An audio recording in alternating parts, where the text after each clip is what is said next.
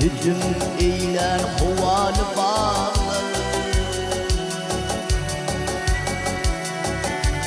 Bülbül hücum gidin hovalı bağlar. Bülbül senin gider pagan evlerine.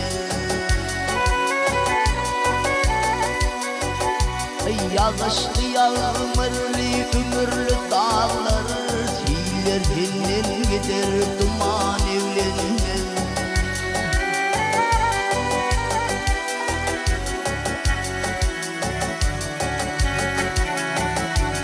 Adam yaratılmış bilinçli pesli, akıllı fikirli an hayhaslı.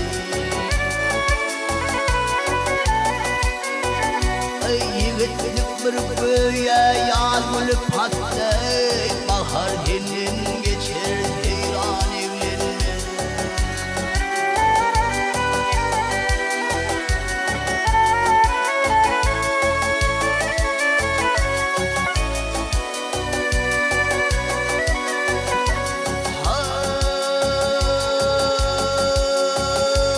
Göğsün açar bir gün yer henegiller, kara kumdan dolur bu nefret gözler.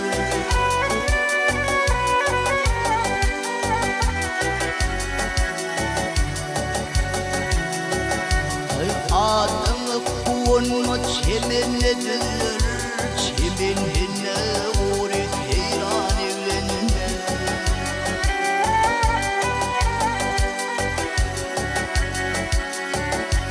Mahmuli Aydar Arif dostunu, kim kalacak düşmeyin açın yetine.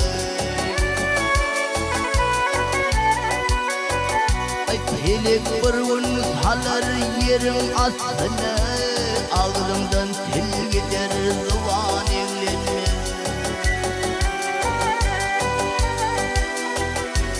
Pelek bir gün güller yerin aslını, ağzımdan dil gider zuvan evlerine. Yâre Leyli